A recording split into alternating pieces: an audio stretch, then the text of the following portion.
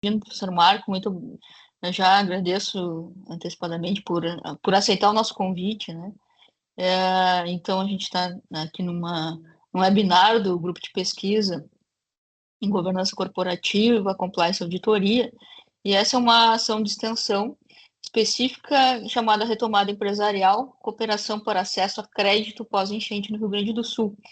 E o objetivo dessa ação de extensão é tentar auxiliar as empresas aí afetadas pela crise climática, pela enchente aqui no Rio Grande do Sul, fornecendo informações das mais diversas, né, as informações mais claras e talvez destrinchando um pouquinho das possibilidades de acesso a linhas de crédito, a possibilidade de captação de recursos e iniciativas de fomento que as empresas talvez precisem nesse momento, né?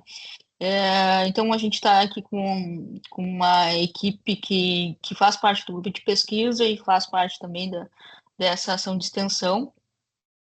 E o que nós temos visto, até para começar a nossa conversa, né? Professor Marco, acho que é interessante falar um pouquinho, porque não é só. Muitas vezes as empresas e o pessoal acha que a gente está na academia e que a gente não tem visão prática de mercado, muitas vezes, né?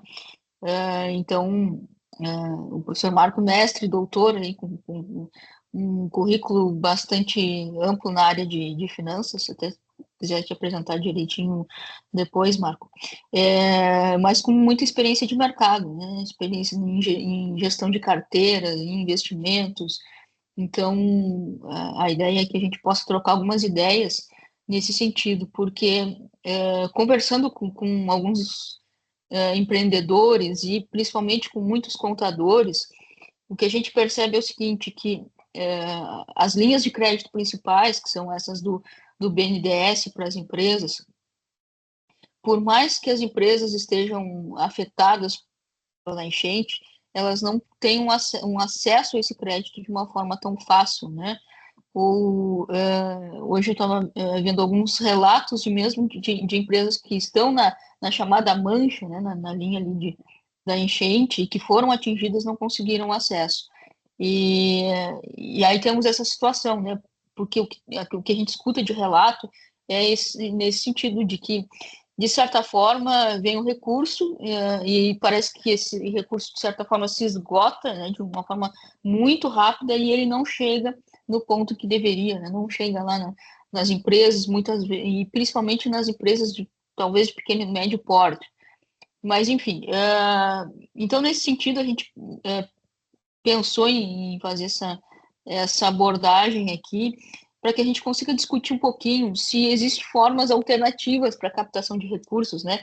Ou alternativas que as empresas podem fazer nesse momento. E talvez aqui a gente pode abrir o espaço para discussão de outras oportunidades, né? Até eu pensei, Graciela, na própria questão aqui de benefícios fiscais e do próprio PERSE, né? Que é um benefício específico para as entidades aí de turismo, de recuperação de turismo, hotéis e parques, e que é uma área também que o Rio Grande do Sul foi bastante atingido nesse sentido.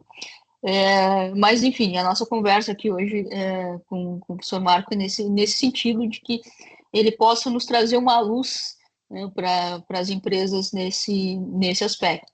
Então, professor Marco, muito obrigada por participar com a gente e está com a palavra. Eu agradeço o convite, né?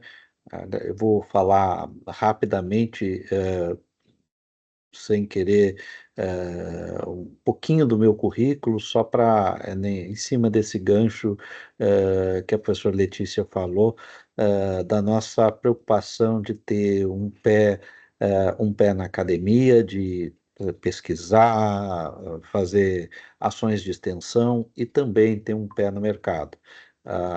No meu caso específico, eu atuo no mercado de capitais desde 85, trabalhei na Bolsa de Valores, depois em 90 trabalhei no fundo de pensão e em 89 eu comecei a comecei a ser professor também, então eu tinha uma vida dupla, né? Então, uma espécie de Bruce Wayne e Batman, como um amigo meu me define, né? Então, na academia fazia o trabalho de Bruce Wayne, e durante o dia fazia o trabalho de Batman, né? Resolvendo problemas e atuando no mercado de capitais.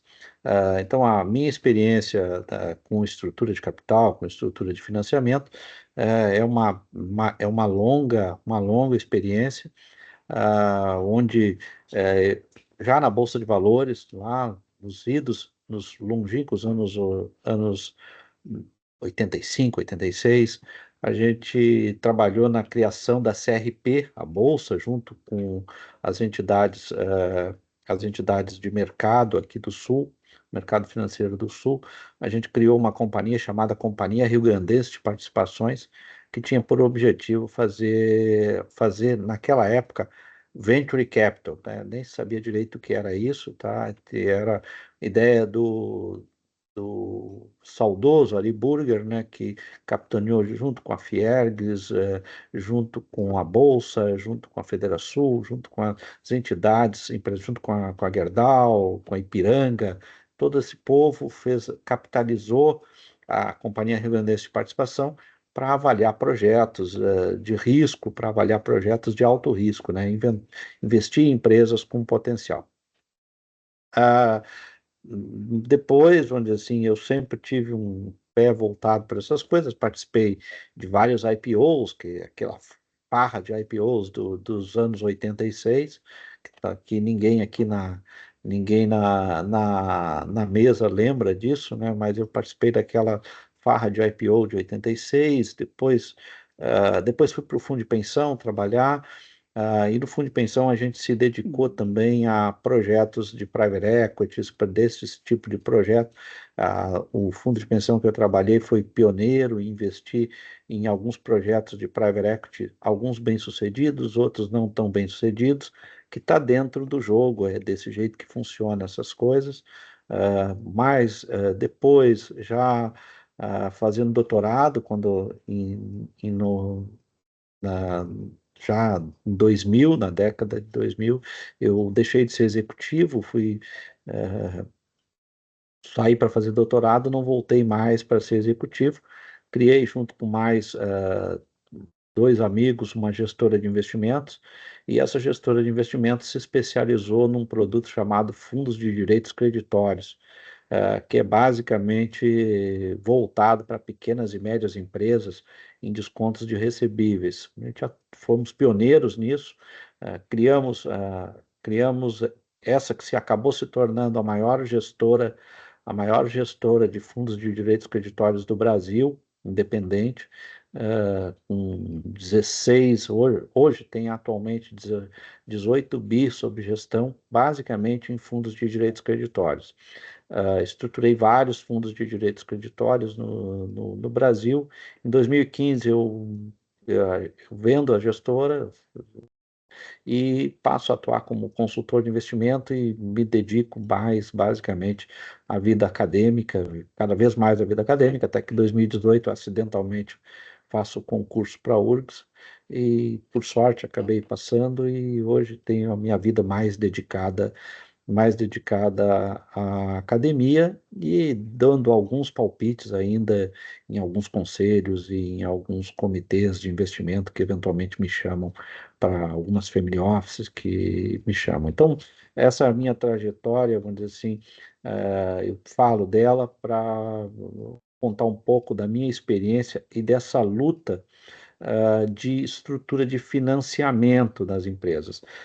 Tem aí uma passagem que eu trabalhei na estruturação da área de risco de crédito e comitê de crédito do Sicredi, do Rio Grande do Sul, Santa Catarina, Mato Grosso, Goiás, também num projeto de estruturação de risco de crédito e de comitê de crédito do Banrisul, do BES, que é o banco de Sergipe, então da Unicred também, aqui do Rio Grande do Sul, também eu participei da reestruturação. Então, basicamente lidar com pequena e média empresa, lidar com pequena e média empresa é sempre um desafio, né? Como é que essa estrutura de financiamento funciona? E acho que a maioria daqui somos contadores, né? E acho que esse é um momento da gente dizer para as pequenas e médias empresas, dizer, sabe para que serve seu contador? É na hora do aperto. Na hora do aperto, na hora que você for tomar um crédito, na hora que você for precisar de uma linha de financiamento, vão te pedir certidões negativas, vão te pedir um balanço arrumado, vão te pedir uma série de documentos que se você sempre tratou seu contador eh, direitinho, dando a ele todas as informações que ele pede, nessa hora você vai ver a diferença que tem ao acesso ao capital, para quem tem informações, para quem tem uma vida organizada, de quem não tem uma vida organizada. Assim, a diferença fundamental para isso é você ter uma vida organizada. Ah, todos os financiadores de projeto, todos os financiadores de crédito, eles estão sempre dispostos a emprestar dinheiro, mas para emprestar dinheiro para quem você tem um relacionamento. Com quem você tem um relacionamento e quem você tem perspectivas de pagar. Ah, é, a primeira coisa que eu vou fazer aqui, e em seguida vou dar uma notícia boa, ah, é a seguinte: qual é a diferença do crédito da pessoa física para o crédito para a pessoa jurídica? Quando você empresta dinheiro para uma pessoa física, você está preocupado se aquela pessoa física tem garantias e tem um contra-cheque estável e garanta que ela quite o empréstimo. E é só isso. É muito fácil você saber, através de uma escoragem de crédito, qual é a probabilidade de inadimplência de uma pessoa física. Se a pessoa tem um contra-cheque, tem renda, tem um histórico e tal, e tem alguma garantia, você empresta o dinheiro tranquilamente. É muito mais fácil. Quando você empresta para pessoa jurídica, é diferente.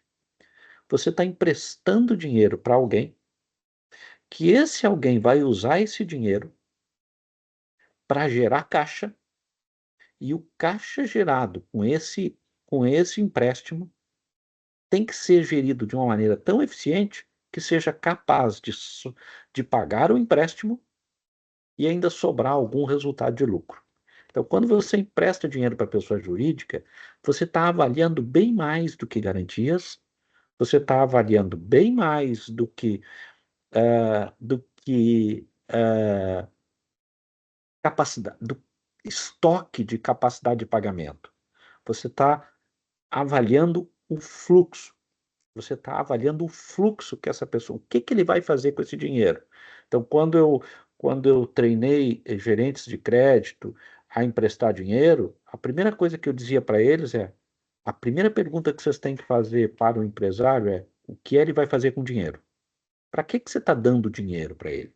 Você está dando dinheiro para ele comprar uma máquina, essa máquina vai fabricar produtos, e esses produtos vão ser vendidos no mercado, e o lucro desses produtos vendidos no mercado é o que vai pagar o empréstimo. E a garantia no empréstimo, a melhor garantia do mundo é aquela que não precisa ser executada. Nada é mais dramático do que executar uma garantia. Quem empresta dinheiro não quer ficar dono de terreno, não quer ficar dono de máquina, não quer ficar dono de coisa nenhuma. Quer dizer, emprestar dinheiro para pessoa jurídica é emprestar dinheiro apostando na capacidade de gestão desta empresa e no mercado que essa empresa atua. Então, esse é o grande desafio do crédito pessoa jurídica. Abrindo um parênteses para dar uma notícia boa, hoje foi assinado um convênio com, entre o Senai, a Associação Brasileira de Desenvolvimento Industrial e a Fiergs, liberando 9,5 milhões de reais num programa chamado Restabelecimento da Capacidade Produtiva do Rio Grande do Sul. A ideia é direcionar R$ 85.000, até R$ 85.000 de crédito para empresas industriais, para pequenas empresas industriais. Esse programa você já pode se cadastrar hoje nesse programa, e a ideia é fazer uma análise de cadastro rápida e liberar esse dinheiro rapidamente às indústrias. Tá? Esse é um programa construído a várias mãos, envolvendo BNDES, Senai, Associação Brasileira de Desenvolvimento Industrial, Fiergs, o presidente da Fiergs esteve bastante envolvido nisso. O nome do programa chama-se Restabelecimento da Capacidade Produtiva. Os dados desse programa estão no site do Senai RS. Então, o estoque de notícias boas que eu queria dar. Até porque todos nós sabemos que 55% dos empregos formais desse país são gerados pelas pequenas e médias empresas, que são responsáveis mais ou menos por 30% do PIB do Brasil. Então, olhar para as pequenas e médias empresas é olhar para 30% do PIB. Então, é algo muito, muito, muito importante, tá? Então, essa é uma das notícias boas que eu gostaria de dar para vocês. A segunda coisa é uma teoria que todos nós que estudamos finanças já ouvimos essa palavra, essa expressão horrorosa, chamada Peck and Order. A expressão é horrorosa, mais horrorosa é a tradução dessa expressão, porque é a teoria do ciscamento, que não quer dizer nada, tá legal? Então, o que diz a teoria do ciscamento? Como é que uma galinha come milho? A galinha come milho, os dias de hoje, quando eu falo nessa teoria para os alunos, a gente já começa com um desafio, saber se os alunos conhecem uma galinha, né? Então, isso já é o primeiro desafio. Mas a teoria do ciscamento é o seguinte: a galinha, quando come milho, ela come primeiro os milhos que estão mais próximos e depois os milhos que estão mais longe. Isso tem a ver com estrutura de capital. A estrutura de capital das empresas, ela não é construída, ela não é construída pelo que é mais barato, ela não é construída pelo que é mais confortável, ela é construída pelo que é mais acessível rapidamente. É assim que a gente toma dinheiro. É assim que o empresário toma dinheiro. É assim que a pessoa física toma dinheiro.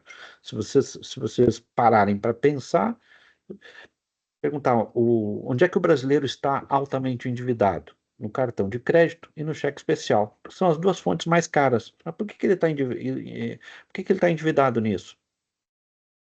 Porque ele está, é o mais fácil. É muito mais fácil se endividar nesses mecanismos. Então, por que que uma coisa dessa tem que falar no pré-credit? Quando você tem uma catástrofe, como a que a gente viveu, quem são as fontes de financiamento mais acessíveis para você? Seus fornecedores, seus clientes e suas instituições financeiras de relacionamento. Isso é fundamental, porque é ali que você vai ter alguém que conheça vocês. Essa é a grande pergunta quando o empresário chega e me pergunta, hoje, de manhã, ontem, manhã, eu estava aluno, e ele diz assim, porque os bancos estão querendo que você tenha um relacionamento para repassar a linha do BNDES. Aí eu devolvi para o meu aluno e disse assim, se você tivesse que emprestar dinheiro para duas pessoas, uma pessoa que você conhece o histórico e outra pessoa que apareceu na sua frente agora, qual das duas você emprestaria dinheiro? É simples. Você vai emprestar para aquela pessoa que você conhece o histórico. Os bancos, as instituições financeiras, os fornecedores, todos os nossos financiadores, eles estão apegados à teoria que a gente chama de 5 Cs. Como é que você empresta dinheiro? Olhando para o caráter. Ou seja, o que é o caráter? É a propensão que você tem de pagar empréstimo. É o quão honesto você é o seu histórico. Depois ele olha para a capacidade. O que é a capacidade? É a sua capacidade de gestão. Depois ele olha para o terceiro C, que é a condição, que é qual é o mercado que você atua, qual é o potencial de crescimento que você tem, qual é o potencial que você tem de sair dessa encrenca que você se meteu. que é a encrenca da enchente, por exemplo. Depois você vai olhar para capital, que é o seu patrimônio líquido, seus estoques, seu balanço. E, por último, você vai olhar para o último C, é os colaterais, que são as garantias que você vai oferecer. Então, primeira coisa a dizer é dizer o óbvio ao pequeno e médio empresário. Quem são as fontes de financiamento natural que você tem? Quais são as fontes? Seus fornecedores, seus clientes e suas instituições financeiras de relacionamento. Quem é os caras de relacionamento? É o cara que tem a sua folha de pagamento, é o cara que tem a sua cobrança, é o cara que conhece você há 3 anos, há 4 anos, há 5 anos. E depois você tem que ter um cadastro. Você vai, é inexorável. Por mais que a gente é, possa querer uma solução rápida, por mais que a gente possa entender que a situação é grave, instituição financeira e nem nós do BNDES, porque não vamos lá, né? Não existe dinheiro público, existe dinheiro do pagador de imposto. Eu, pessoalmente, e aí por a idade me permite, a idade me permite já ter vivido coisas estranhíssimas nesse Brasil, vividos ao vivo e a cores, eu não gostaria de ver dinheiro público ser aplicado no fundo de investimento, no fundo de investimento, num fundo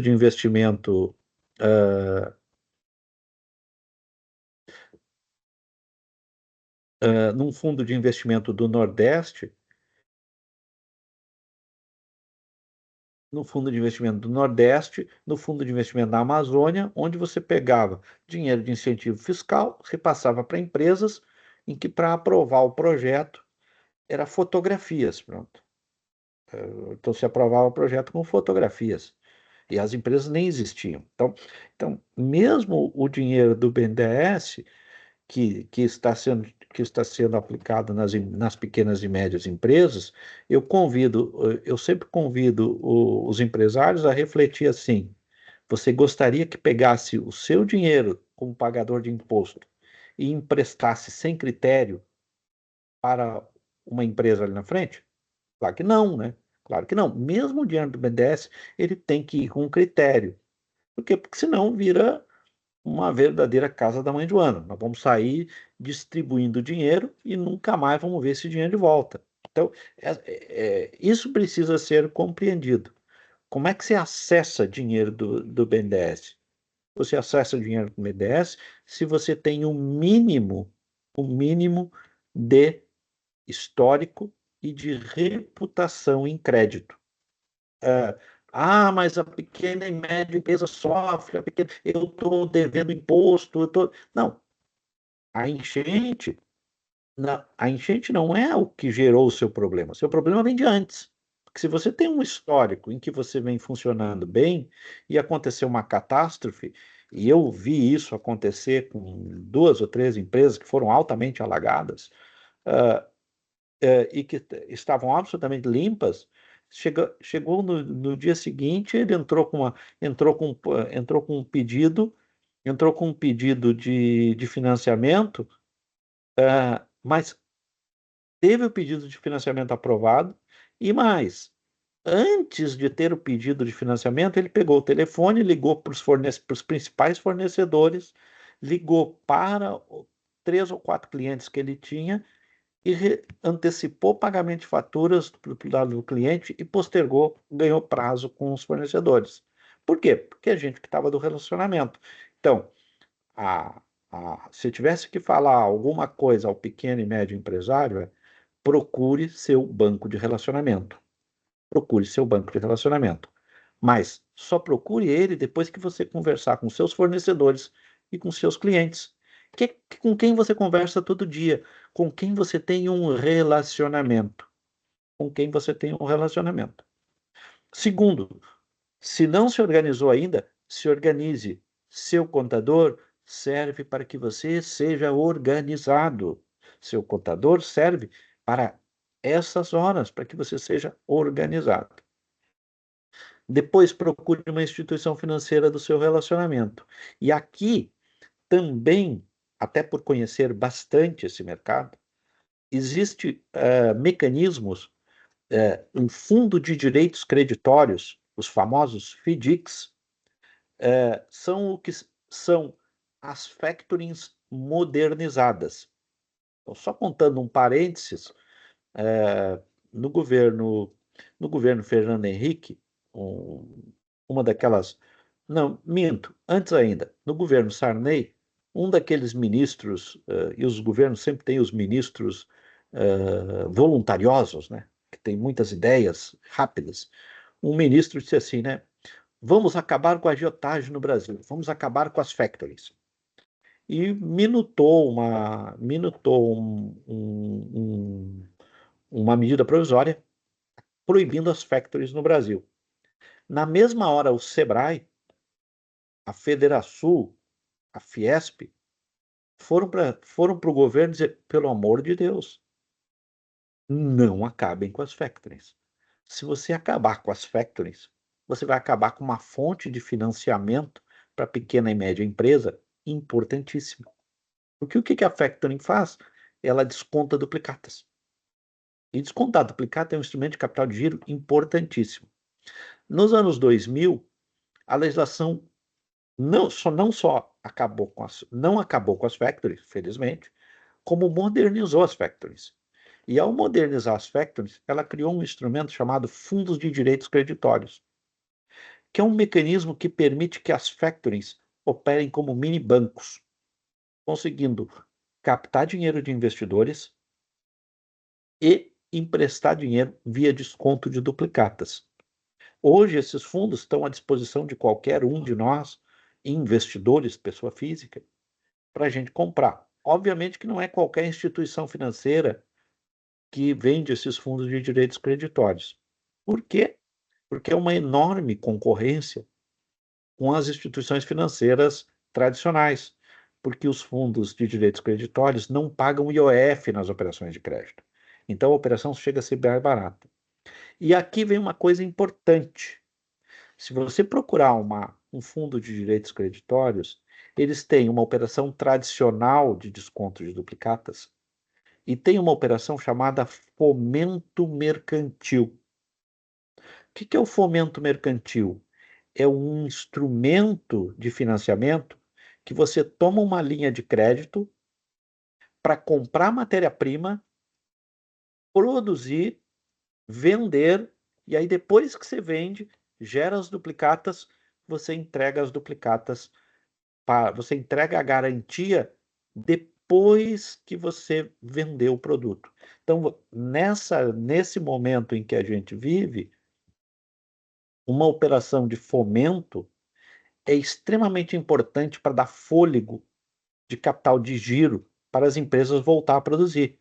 Porque o grande problema é você foi atingido pela enchente, você recuperou sua máquina, sua loja, sua não sei o que, então você precisa comprar mercadoria para começar a vender. Pô, mas eu não tenho dinheiro para comprar mercadoria. Bom, mas eu vou vender. Ah, quem é a sua lista de clientes? Ah, minha lista de clientes eu vendo para o Zafari, eu vendo para o Assum, eu vendo para Magalu, eu vendo para uma série de empresas boas. Eu vendo para Tramontina. Aí, bom, se você vende para uma quantidade de empresas boas dessa, você tem recebíveis de boa qualidade, certo? Perfeito, certo, eu tenho recebíveis de boa qualidade. Então tá, então eu vou te emprestar o dinheiro na frente, via essa operação de fomento mercantil, você vai produzir, você vai gerar, vender, gerar recebíveis e aí você vai me dar esses recebíveis como garantia. Mas você ganhou um fôlego para produzir. Agora, eu hoje posso bater na porta de um fundo de direitos creditórios e pedir uma operação de fomento? Não, porque ele não me conhece. Agora, se eu tenho um relacionamento, se eu tenho um cadastro, se eu tenho uma Serasa, se eu tenho. É muito mais fácil. Se eu tenho uma carteira de clientes adequada, é muito mais fácil fazer isso. Se eu sou organizado. é muito mais fácil de fazer isso. Então, e eu ouço por aí a grande, existe uma série de obstáculos ao acesso ao crédito. O dinheiro não está chegando. Um dos obstáculos do dinheiro não estar chegando é que a gente está pagando uma conta de um histórico da nossa desorganização. Nós estamos, vamos dizer assim, é um histórico. Como é que como é que as pequenas empresas nascem? As pequenas empresas nascem, e o Raul, que leciona essa disciplina, pode me contradizer se eventualmente estou falando alguma bobagem muito grande. Elas nascem focadas no operacional. É o cara que sabe produzir, é o cara que sabe vender, é o cara que sabe comprar e vender. E o processo de gestão dele? O processo de gestão vem sempre atrás, vem sempre correndo atrás da operação. O processo de gestão sempre corre atrás. Aí o contador é aquele sujeito que paga imposto, né? Então, o contador, inclusive, deveria ser pago pelo governo, né? Porque, afinal, só cuida de imposto. É o cara que vem aqui me obrigar a pagar imposto. Não, esse contador é o cara que te organiza a tua vida. Então, você está sempre correndo atrás. E eu sempre brinco, né, e digo que o empresário brasileiro, ele é, ele é um dos sujeitos mais crente nas divindades que eu conheço. Ele tem uma fé inabalável, porque ele consegue tomar decisões importantes sem informação. Eu fico apavorado com isso. O sujeito decide o que comprar, ele decide o que vender, sem saber o custo, sem saber o que mais vende, ele apenas acha. Não, eu acho que eu vendo bastante isso. Eu acho que eu vendo bastante aquilo. Eu acho que isso aqui me custa mais barato. Eu acho que a margem de lucro é assim. Eu acho que o meu custo de fabricação é esse. Meu Deus, eu fico absolutamente curioso e entusiasmado com tamanha fé e coragem. Eu queria, eu queria ter tamanha fé e coragem para tomar decisões tão importantes, tão arriscadas, sem nenhum tipo de informação. É uma atitude, ou então a informação é num pedaço de papel desse tamanho, né? Então você pergunta para ele, qual é o seu custo? Aí ele tirou um papelzinho, num caderninho, mal anotado, do bolso, que está no meio da carteira dele. Não, meu custo é isso. Eu multiplico por 3 e aí está resolvido. Como assim, como assim? Então, é, ó, toda a tragédia da enchente e toda a tragédia que estamos vivendo hoje tem um pedaço dessa conta que é o nosso histórico de termos muita fé, de que tudo vai dar certo, sem que a gente tenha nenhuma informação, sem que a gente tenha nenhuma análise de mercado, sem que a gente tenha a nossa empresa na mão. Toda a nossa empresa está na nossa cabeça. Tá? Isso, por exemplo, crédito para pequena e média empresa, você tem um item aqui, voltando ao CES, que é capacidade, que a gente hoje estuda governança de pequena e média empresa. Se a gente chega lá na empresa e tem lá um sujeito de 78 anos e compra, vende, controla estoque e controla a produção. E aí você pergunta para ele quem é os seus segundos? Ninguém. Não tenho confiança em ninguém. E aí você diz para ele assim: o senhor sabe que o senhor vai morrer? Estás me agorando? Não, isso é da vida. O senhor sabe que sua empresa vai morrer com o senhor? O senhor não tem nenhuma segunda pessoa, o senhor não tem informações, e seus filhos, quando entrarem aqui, logo depois do velório, não vão saber nem por onde começar.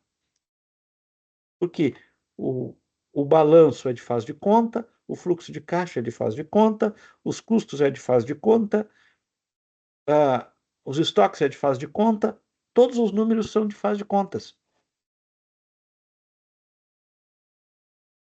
E aí você toma, e aí você, e aí você acha que se você morrer, sua empresa não vai morrer com você. Sua empresa está toda dentro da sua cabeça. E segundo os meus aprendizados católicos, vamos todos virar pó.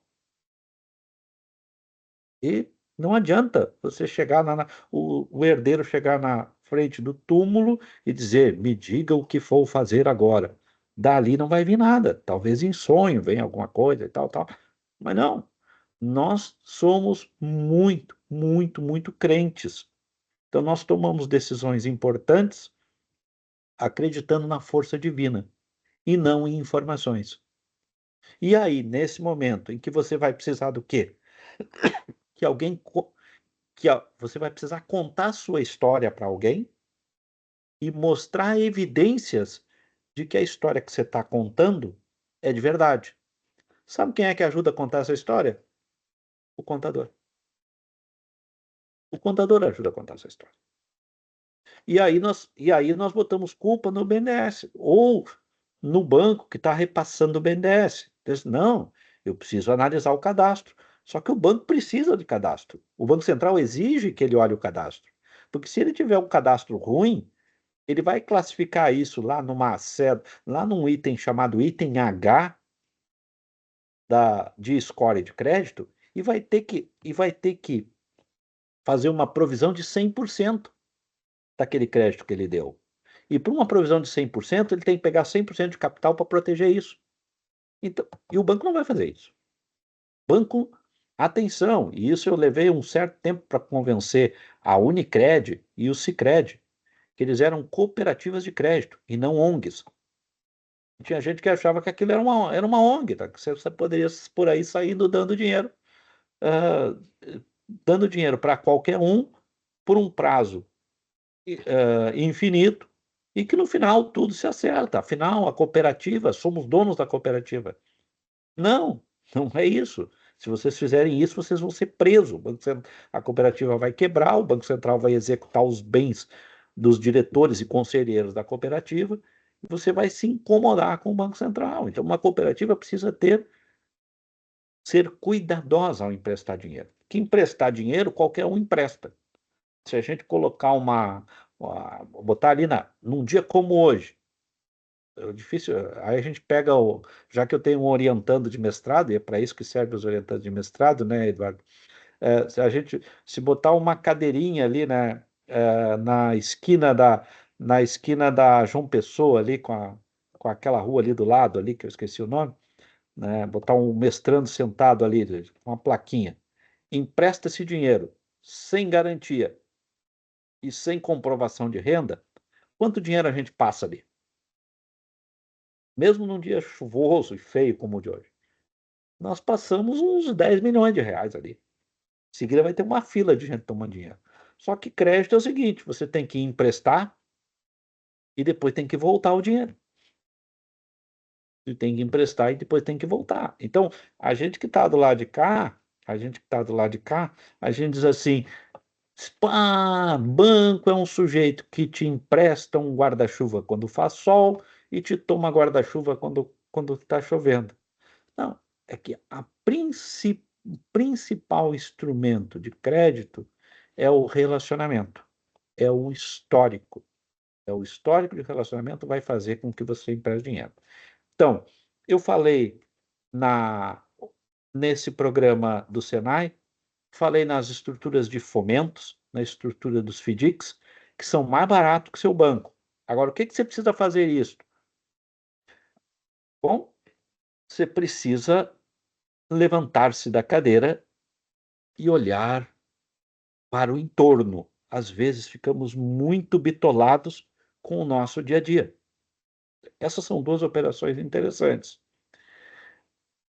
Não estou falando aqui em equity, não estou falando aqui em buscar sócios, porque não é para esse momento. Se você quiser vender sua empresa neste momento, por quanto você vai vender a sua empresa? Hum, Quem compra uma empresa está comprando o quê? Está comprando expectativa. E qual é a expectativa de uma empresa de hoje? Você vai olhar e dizer, pô, você sofreu uma enchente, você vai levar para se recuperar, você vai levar para recuperar seus equipamentos, suas máquinas. Ah, isso vai levar algum tempo. Isso vai levar algum tempo. Então, se alguém for vender sua empresa hoje, se alguém for buscar um sócio, se alguém for buscar um sócio, esse sócio vai entrar por um valor muito baixo. E a segunda coisa importante, se alguém pensa em buscar um sócio, pense em construir regras de governança para a convivência desse sócio. Até porque ter sociedade é o negócio mais complicado do mundo. Quando me chamam para falar de governança, os alunos começam a rir e na disciplina de perícia eu falo de dissolução de sociedade. Qual é a sociedade mais simples que nós conhecemos? A família? O O casamento? casamento, né? O casamento é a sociedade mais simples. A gente amarra a sociedade apaixonado. E olha a quantidade de confusão que a gente arma no casamento, né? Aí depois, no meio do casamento, a gente resolve ter filhos ainda, né? Aí é duas culturas diferentes tentando educar um terceiro, né? E olha quanta confusão dá o casamento. Então, pense numa sociedade que não tem paixão. Aliás, às vezes tem, né? A gente cria a empresa, todo mundo achando que aquilo ali só vai dar lucro, ninguém enxergando o defeito de ninguém. Um aluno meu de Meia Praia, eu estava dando aula para os gerentes do Sicredi em Meia Praia, um aluno criou uma frase fantástica, né? Porque o gerente de crédito muitas vezes se apaixona pelo cliente, né? Ele não enxerga defeito nenhum no cliente, né? E aí diz esses alunos assim, diz o aluno para mim, professor, crédito com paixão é igual a provisão. Crédito com paixão é igual a provisão. Se a gente tivesse que traduzir o apaixonado por uma só palavra, qual seria a palavra mais apropriada a um apaixonado? Cegueira, né? O apaixonado é cego. Apaixonado é cego. Então, muitas vezes a gente se apaixona pelas empresas, muitas vezes a gente se apaixona pelos negócios, se apaixona pelo sócio, e aí a vida vai andando. E quando a vida vai andando, a gente vai desapaixonando. E quando a gente vai desapaixonando, a gente começa a enxergar o que todo ser humano tem, algumas qualidades e alguns defeitos. E aí começam as brigas. Então, é, no fundo de pensão, a gente não é dono de nada. E a gente se mete em milhões de negócios. É obrigado a se meter em milhões de negócios, sempre como acionista minoritário. Eu tinha uma frase que estava escrito no painel da minha sala, que era: os acionistas são tolos e prepotentes. Tolos porque entregam seu dinheiro para outros administrar. E prepotentes porque querem receber seu dinheiro de volta. Quem disse isso foi o barão de Fürstenberg, numa assembleia do Deutsche Bank no final do século XIX. Então, lá ele já estava brabo ah, com a redução dos dividendos, e então ele ficou furioso com aquilo, né? Então eu tinha essa frase lá. Então, quando a gente é acionista minoritário, é preciso ter as regras claras, escritas no contrato social, no acordo de acionista, no estatuto social. Como é que a gente entra, como é que a gente sai, e bem escrito. Porque para que serve um acordo de acionista e um contrato social? É para quando a gente brigar. Nós vamos tirar ele da gaveta quando a gente brigar. Então, e quando a gente briga, a gente precisa ter bem claro como é que a gente resolve as questões societárias. Então, o pequeno e médio empresário que nessa hora de desespero pensar em trazer um sócio capitalista para dentro do seu negócio, defina bem as regras de entrada, defina bem os papéis e defina bem como é que ele sai. E tenha presente que um sócio precisa, talvez Letícia, com certeza Letícia sabe muito mais dizer isso do que eu, um sócio precisa de prestação de conta contínua, transparência,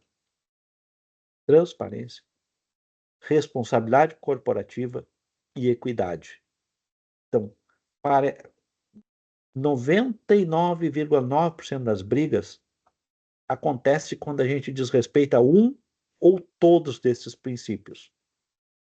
Quando a gente desrespeita as regras de governança, a gente arma briga com o sócio. E o que parecia ser um negócio para resolver, vira um problema ainda maior, que daí você tem que se livrar de um sócio indesejado.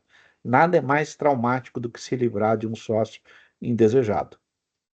Talvez tenha algo mais traumático que isso, um divórcio de dois sócios, né?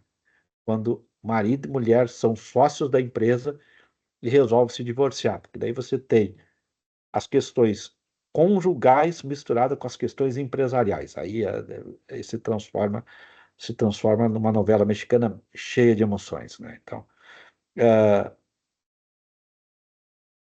eu acho que falar isso para o pequeno empresário, nesse momento, passa pela cabeça a oportunidade de trazer um sócio para dentro da sociedade.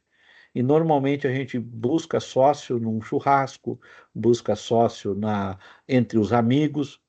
O seu amigo não é necessariamente um bom sócio. Muitas pessoas são extremamente cordiais, extremamente amigas, extremamente bacanas. E quando você senta em torno de uma mesa para trabalhar, a conversa é completamente diferente. A conversa é completamente diferente. Não existe. Um advogado me ensinou uma palavra em latim, que eu esqueci, né? A vontade de ser sócio. Não sei se alguém lembra ainda como é que chama isso em latim, tá? Eu vou ter que anotar isso. Né? Affectio societatis. Hã? Affectio societatis. Isto, é isso aí. É affectio societatis. É isso aí. É a vontade de ser sócio. Ou seja, muitas vezes as pessoas, ao estarem estão juntas para comer churrasco, para tirar férias, para viajar, até para dividir disciplina na faculdade, funcionam super bem. Aí você coloca essas duas pessoas como sócias, é uma tragédia, porque não existe a vontade de ser sócio. Não casa, não casa. E elas vão dizer assim, como no crédito, quando você empresta dinheiro para um amigo, há uma grande chance de você perder o dinheiro e perder o amigo. Quando você faz sociedade com um amigo, sem respeitar a governança, você corre o risco de perder dinheiro e o amigo. Então, para quem eventualmente passa pela cabeça a possibilidade de, nesse momento de pandemia, buscar um sócio, pense bem. Quanto esse sócio agrega valor e quanto as regras de entrada na sociedade, as regras de convivência e as regras de saída estão bem claras, ex ante. Ou seja, defina tudo antes de começar a sociedade. Porque depois que está dentro, voltando à minha experiência na indústria de private equity, o grande fracasso da indústria de private equity é quando você não define claramente as regras de governança. Esse é o grande fracasso da indústria de private equity. Chegou um ponto que, para estruturar fundos de private equity, os fundos bem-sucedidos que a gente estruturou, a gente entrava com dinheiro e com gestão. Por quê? Porque daí a gente tinha controle de governança e tinha regras bem claras de metas, de como fazer e tal. Então, isso funciona funciona muito, muito bem. Quando você entra com gestão e com governança e dinheiro. Só o dinheiro na mão de empreendedor é um problema. Não me convidam mais, né? Porque eu sou como é que chamam? Um destruidor de sonhos, né? Então, antigamente me convidavam para dar palestra sobre empreendedorismo, né? Cheio de jovens na sala, eu dizia assim: vocês sabem o que que é empreender? Aí vinha aquelas conversas dos influencers, né? É um sonho, é a realização, é a independência financeira. Aí dizia um monte de bobagens, né? Aí eu dizia: não, vocês estão todo errado. Empreender é uma atividade de alto risco, é correr muito risco. Vocês sabem disso? Vocês estão dispostos a fazer isso? Quantas vezes vocês já erraram? Nunca? Não, então nem me mostre seu projeto. Erre umas 5 vezes, depois eu vou olhar seu projeto. Antes de vir para a URGS, eu trabalhava na SPM, e lá a gente fazia umas bancas com startups, e uma das perguntas do nosso questionário era o seguinte: quantas vezes você já errou? Quantas vezes você já quebrou? E a garotada vinha tentando nos enganar, né? Disse: não, nunca errei, né? Nunca quebrei. Você vai embora, pronto, né? Não vou nem olhar seu projeto. Não vou nem olhar seu projeto. Depois que você quebrar umas 2, 3 vezes, você vem aqui. Nada que a gente faz pela primeira vez sai perfeito. Nada que a gente faz pela primeira vez sai perfeito. Existe uma coisa que a gente aprende na economia chamada curva de aprendizado. Então, aí os empreendedores acham que eles vão pegar uma única flecha, jogá-la e acertar no alvo. Não. Pode até ser que sim, mas esse é o ponto fora da curva. A regra é você batalhar, errar e acertar, errar e acertar. Empreender é um jogo de perdedores. Ganha quem erra menos. Voltando aos exemplos da SPM, a gente fazia um seminário lá muito interessante com as startups, que a gente levava ex-alunos nossos e empreendedores, de uma maneira geral, para contar seus erros. E um dia o fundo de pensão que eu trabalhava, a gente trabalhou no processo de sucessão da Marco Polo, trabalhamos no processo de sucessão da Randon, numa opção de companhias ali de Caxias, a gente atuou no processo de sucessão lá. Então. E uma vez nesse seminário, a gente levou o seu Paulo Bellini para falar para os alunos, né? E o seu Paulo Bellini chegou lá, ele era uma pessoa sensacional, né? Ele chegou lá contando os erros que ele cometeu na Marco Polo, né?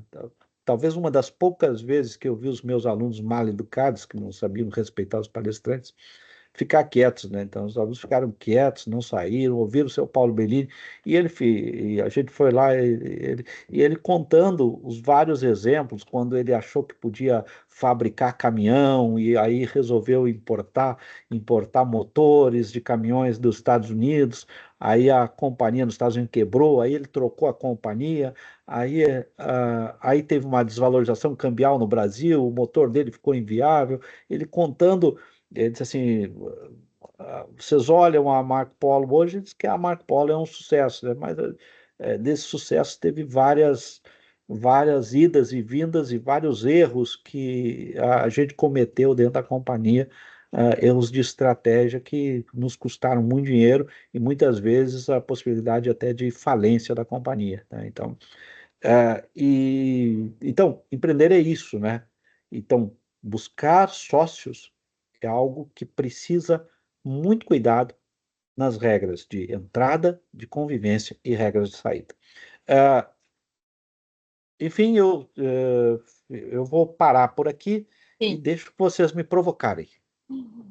sim, vamos abrir para comentários e dúvidas, mas eu acho que, ressaltando 2 pontos, assim, essa questão da necessidade da contabilidade organizada, né, dos números organizados.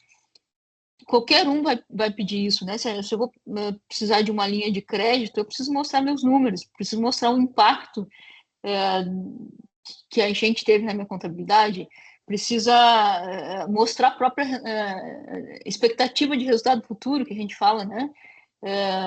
Como tu bem mencionou, Marco, acho que o banco ele trabalha com essa perspectiva, né? Olha, do empréstimo uma pessoa jurídica na expectativa de receber aquele dinheiro de volta gerado pelo caixa dessa empresa, né? Pelo resultado, pela empresa. E ela precisa mostrar isso. E se eu não tenho isso refletido na contabilidade, numa contabilidade organizada, não vai acontecer, né? Não vou conseguir mostrar. Deixa eu só fazer um parênteses aqui, Sim, Letícia, para as sim. pessoas não esquecerem. Dizem que para se vender um projeto de investimento, escrever um artigo científico e conquistar um grande amor, é preciso contar uma boa história. Então, quando você está vendendo um Exatamente. projeto de investimento, você tem que contar uma boa história. E como é que você conta uma boa história? É com evidências. Tá aqui, ó. Eu tenho tantos clientes, eu tenho potencial de crescer desse jeito, e tá aqui, ó. Tá aqui os números que mostram que eu estou dizendo é verdade, tá legal? Deu. Só para fazer esse parênteses. Vai lá, Letícia. Não, exatamente. E eu acho que um outro ponto que é importante, acho que até porque a gente está num grupo de pesquisa de governança, e até essa semana eu falava isso sobre a questão da sucessão e da gestão de risco, né, nas empresas, da necessidade de se estabelecer justamente as regras antes das coisas acontecerem, né? Porque depois que a gente está no meio do conflito, e conflitos existirão sempre. E da mesma forma que problemas como pandemia, como enchente ou como outras circunstâncias que abalem as empresas vão acontecer de novo, seja um efeito climático ou não. Então, acho que esse é um momento de assim, uma oportunidade de que as empresas têm de arrumar a casa e de se preparar para situações futuras que podem acontecer, seja uma sucessão inesperada, né?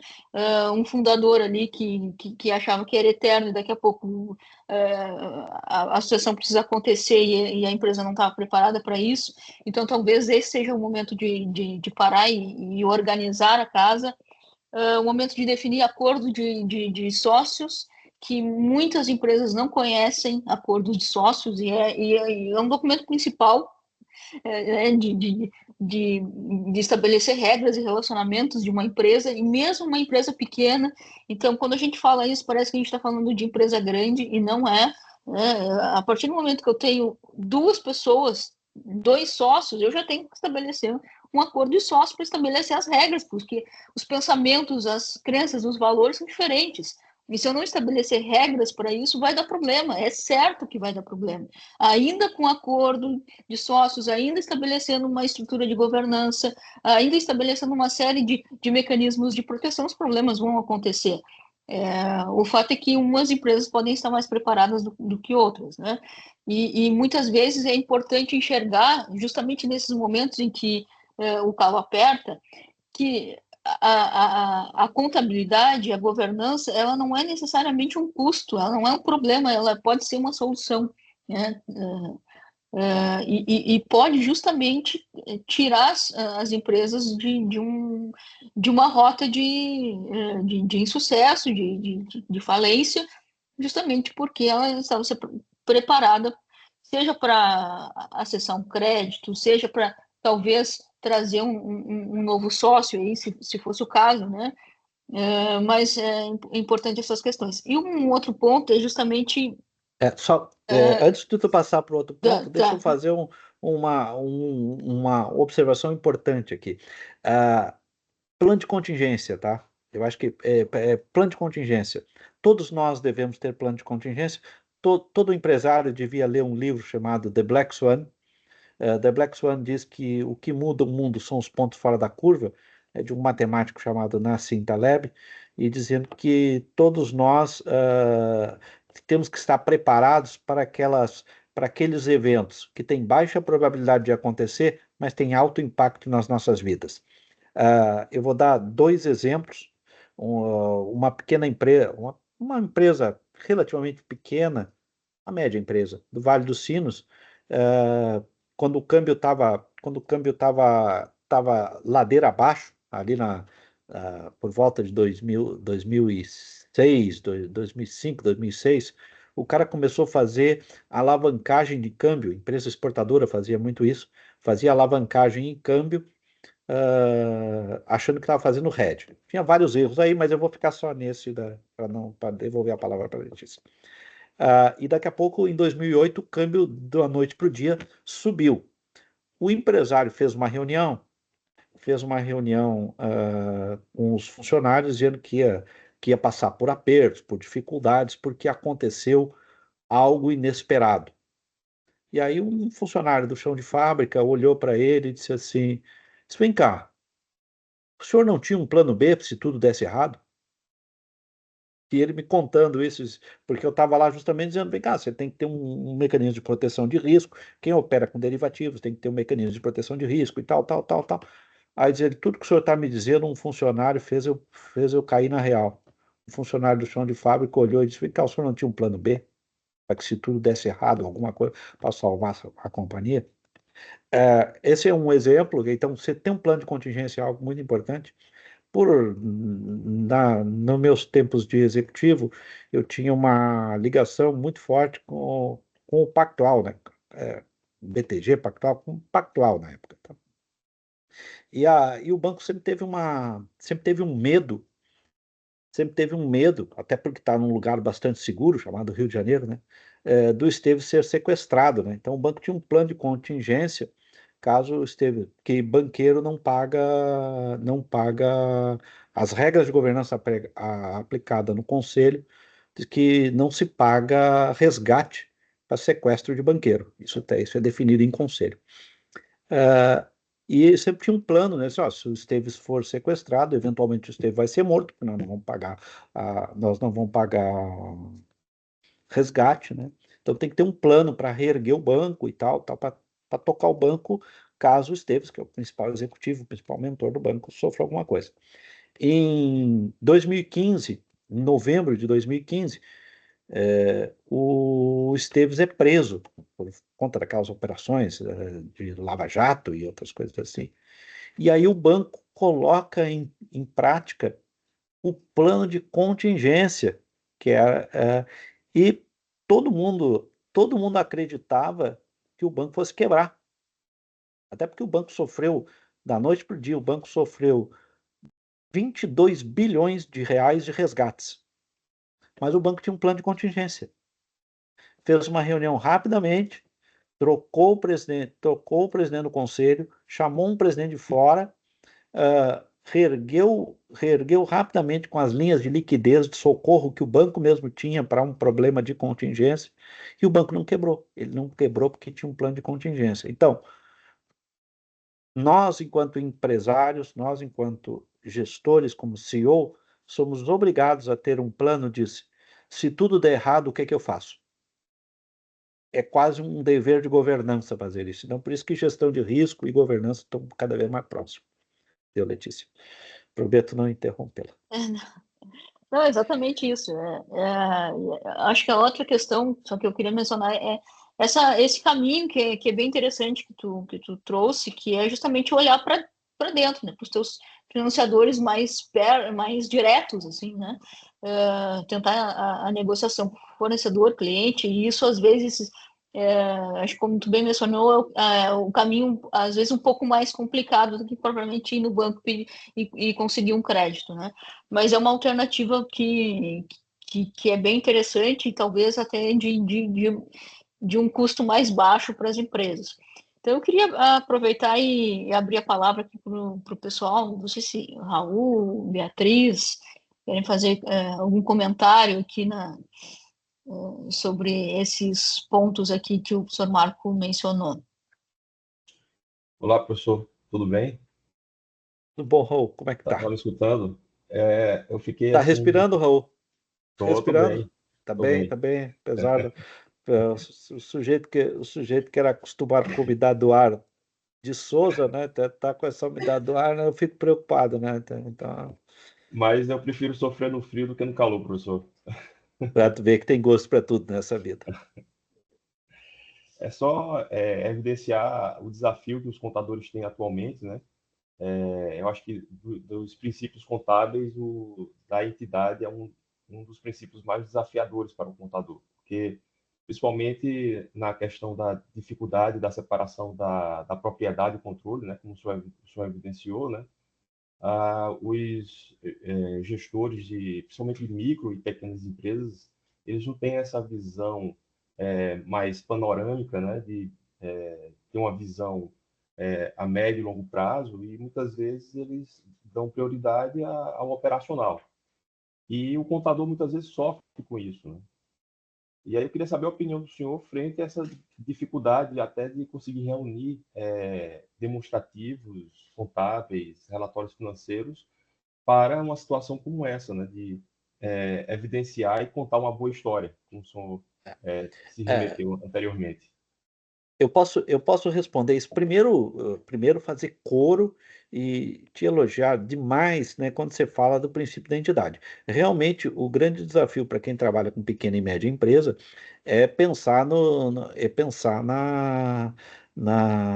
princípio da entidade, né? Porque as empresas brasileiras, como é que nascem as empresas, né?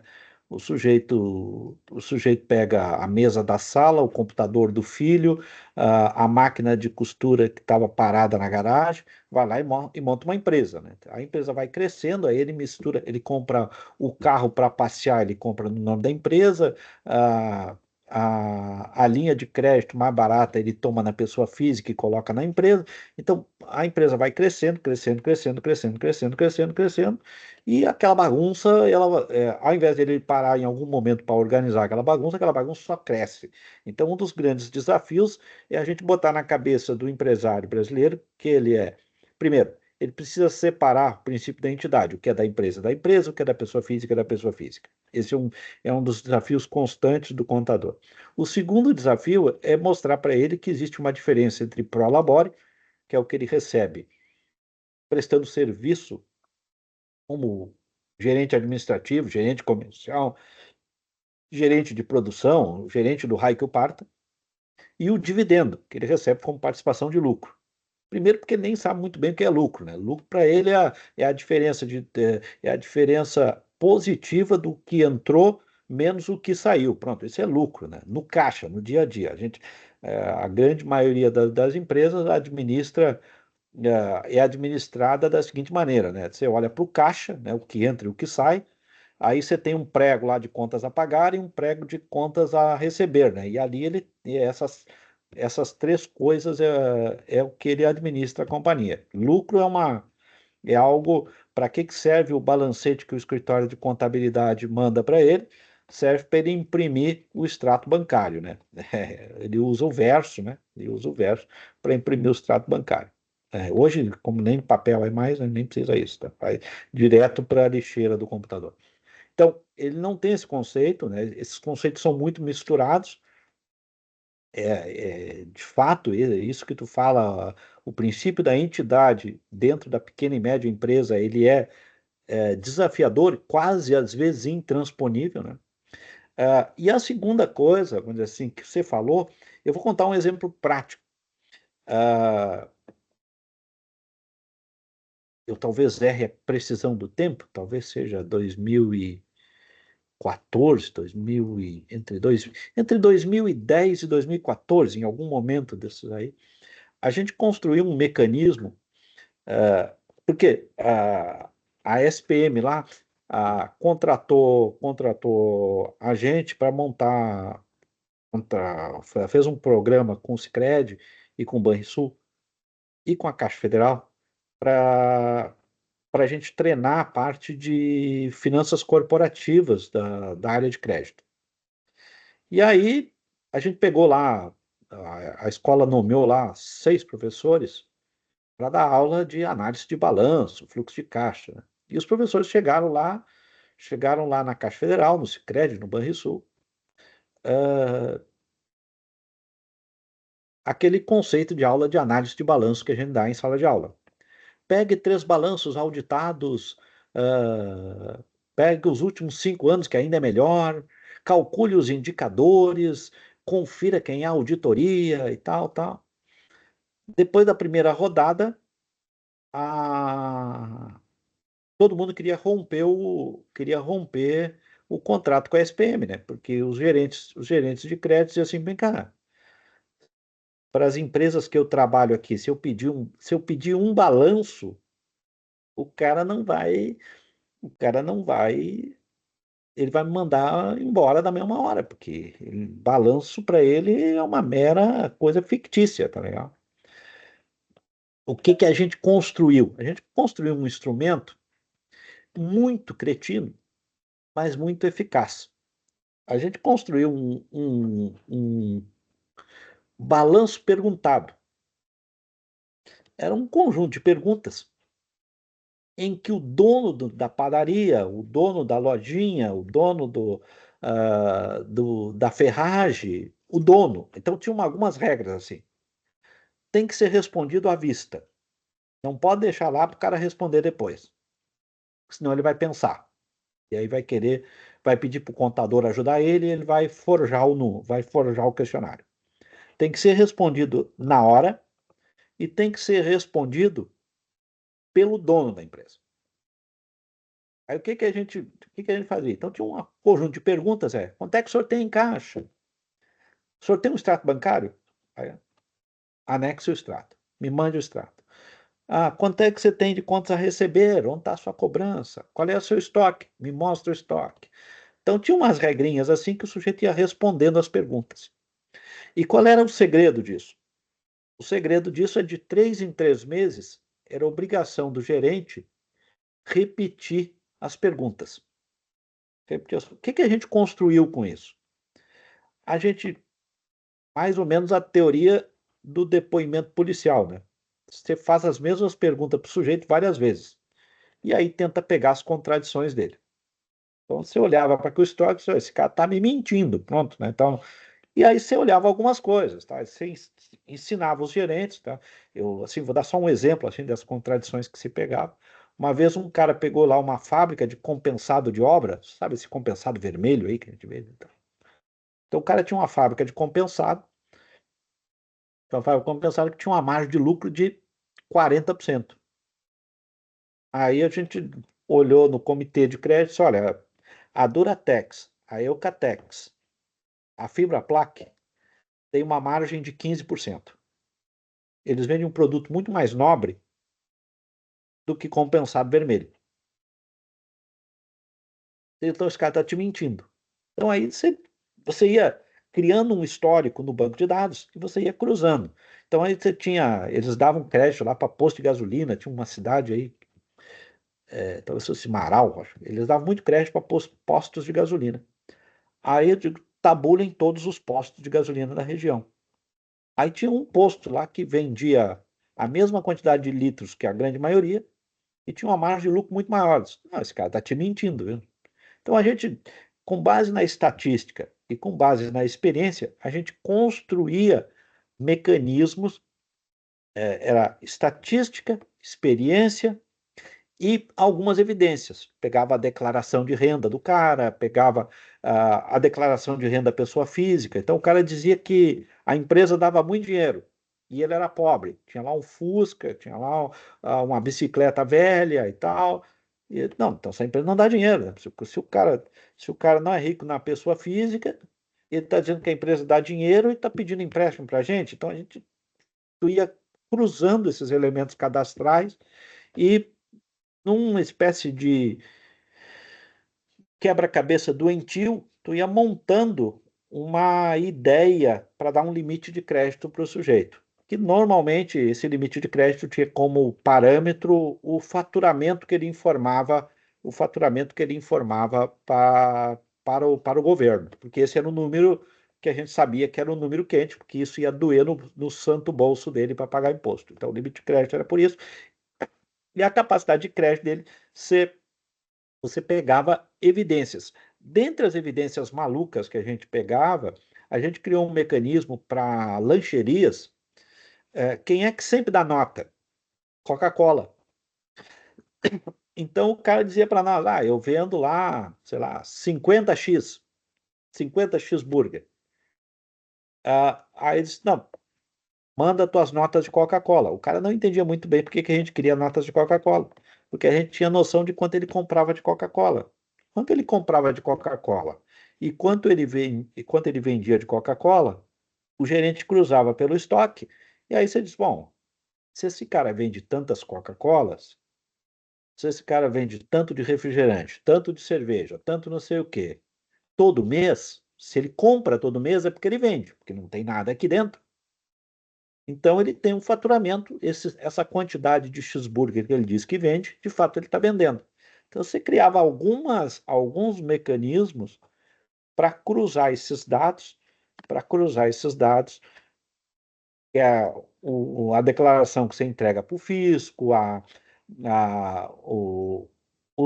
folha de pagamento do sujeito, toda empresa tem a sua folha de pagamento organizada, porque senão vai tomar um processo e tal. Então você cruzava, montar. Eu lembro que montar um dossiê para levar para o comitê de crédito era uma espécie de quebra-cabeça, né? Era uma espécie de quebra-cabeça que você montava com o sujeito. E eventualmente você começava sempre pelo que é mais simples, né? O que era o mais simples? O mais simples, de novo, é o desconto de duplicatas. Você pegava o desconto de duplicatas ah, de bons ah, de bons clientes do carinha, né? O cara vendia para o Zafari, o cara vendia para Casas Bahia, para Lojas Colombo. Então você já tinha ali um recebível de boa qualidade. Ali servia para você construir o histórico. Não é a prova de fraude, né? Porque esse negócio é, é uma brincadeira de gato e rato, né? Então, histórico do Serasa. Tem bandidos que criam o histórico do Serasa um ano de bom pagador. Aí depois de um ano de bom pagador, o cara vai lá e te dá um golpe, né? Então, cara, primeiro ele faz um histórico e tal. Crédito é um bicho complicado, né? É, você sempre sabe que você vai perder dinheiro em crédito. Você só tem que estimar quanto você vai perder. Você não pode perder mais do que você estimou. É, sempre se perde dinheiro em crédito. Quem nunca perdeu dinheiro em crédito é quem nunca emprestou dinheiro, né, para PJ. Então você tem que criar mecanismos, né? Buscar evidências. Então a gente incomodava lá os gerentes. Você tem que ver o estoque do cara, tem que ver o estoque, tem que enxergar o estoque. Ele diz que tem estoque, você tem que enxergar que ele tem o estoque. Enxergar como, professor? Enxergar indo lá. Mas professor, o cara tem um estoque que é numa ferragem, é um negócio sujo, eu vou ter que entrar lá de salto alto, não sei o quê. Você vai ter que entrar lá de salto alto, sim, tem que olhar se existe evidência. É como auditor, pronto, nós todos como auditor, você tem que ter evidência que essas coisas existem. Então, analista de crédito é sempre alguém muito desconfiado, né? Então, você vai construindo e vai mitigando. Importante saber qual o dinheiro mais caro do mundo? É o dinheiro que não existe. Então, ah, todo, tudo que a gente, tudo que se empresta, tudo que se empresta em crédito vai estar associado ao risco. Quanto menos eu conhecer da empresa, maior vai ser a taxa. Quanto menos eu conhecer e menos garantias eu tiver, maior vai ser a taxa. Quanto mais eu conhecer a empresa e quanto menos garantias eu tiver, quanto mais garantias eu tiver, e o contrário, né? Quanto menos garantias eu tiver e quanto menos eu conhecer da empresa, maior será a taxa. Então, qualidade de informação e garantias barateiam a taxa, em bom português. Mas é um mundo complicadíssimo, viu, Raul? Eu te digo assim que separar o princípio da entidade é, é, É. é complicadíssimo, tanto do ponto de vista contábil, e ali caindo na questão da que Letícia fala, quanto na questão da sucessão. Essa é um nó gigantesco, porque isso inviabiliza a continuidade de muitas empresas. Muito obrigado, professor. Aproveitando aqui, a nossa live da semana que vem é justamente sobre a contabilidade para micros e pequenas empresas aqui com a professora Clébia. A gente já extrapolou o nosso horário, mas eu queria ainda ouvir os comentários do nosso auditor aqui, do Eduardo, e da Beatriz também. Eduardo.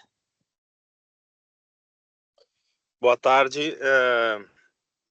Primeiramente, obrigado aí pela oportunidade. E também, indo um pouquinho, né, professor, nessa linha aí era justamente na questão do crédito, né? Acho que o senhor já respondeu no fim o que eu iria pedir para falar um pouquinho, mas justamente essa questão da volatilidade do valor do crédito que é levado a quem está captando, né? Porque quanto menor, então, for o nível de informações que ele tem, maior vai ser a taxa do crédito que vai ser cobrada dele, a taxa do financiamento que ele vai captar, né? Porque justamente acho que entra um pouco aí nessa questão da importância do contador, né? Acho que hoje a gente tem muito esse papel aí que deveria ser levado ao cliente, no sentido de mostrar para ele, ó, quanto melhor for a sua informação, menor vai ser a taxa de juros que você vai ter ali na frente na hora que precisar captar esse recurso, né? Então a gente tem esse papel importante de levar para ele, né, para o nosso cliente, essa ideia de que se eu fizer um bom trabalho, se eu te entregar uma coisa boa, você vai ter um custo menor ali na frente. Mas aí a gente entra também numa questão que ele está disposto a pagar por um serviço bom, de um bom contador também, né, no sentido de fornecer esses itens, né? Então, a gente vê muito nos casos de due diligence, nesses acompanhamentos, né? É bem essa questão que o senhor comentou, que a empresa começa ali com uma cadeira dentro de casa, e aí o cara faz um negócio excelente, e aí tem um bom produto, e aí quando ele vai, enfim, ou captar algum recurso para expandir o negócio, ou mesmo buscar um sócio, aí a gente entra lá e começa a ver, pede algum relatório, pede alguma coisa, não tem nada, né? Então isso, de certa forma, para ele acaba encarecendo esse crédito que vai ser tomado, né? Então eu ia mais seguir nessa linha, né, para pedir para o senhor falar, mas o senhor já comentou aí de que o juro acaba sendo maior para quem tem menos informação aí, né? Eduardo, muito obrigado pela observação. Nesse caminho, eu vou te dizer o seguinte, ó, se um dia o Conselho de Contabilidade quiser me ouvir sobre isso, eu achei que eu ia ganhar uma medalha do Conselho de Contabilidade, que eles fizeram um negócio lá para 40 anos, quem dava aula há 40 anos, eu achei que eu ia ganhar uma medalha, mas só aí eu mandei lá os documentos, lá disseram que eu ia ganhar a medalha, e no professor, final... Só lhe cortando, né? Eu queria até dar uma cutucadinha que nós temos alguém do conselho aí, mas segue ficha aí. Tá, mas nós contadores, nós temos que fazer propaganda do contador. Não é para contador. Nós falar para nós mesmos é perda de tempo. A gente tem que falar para os administradores.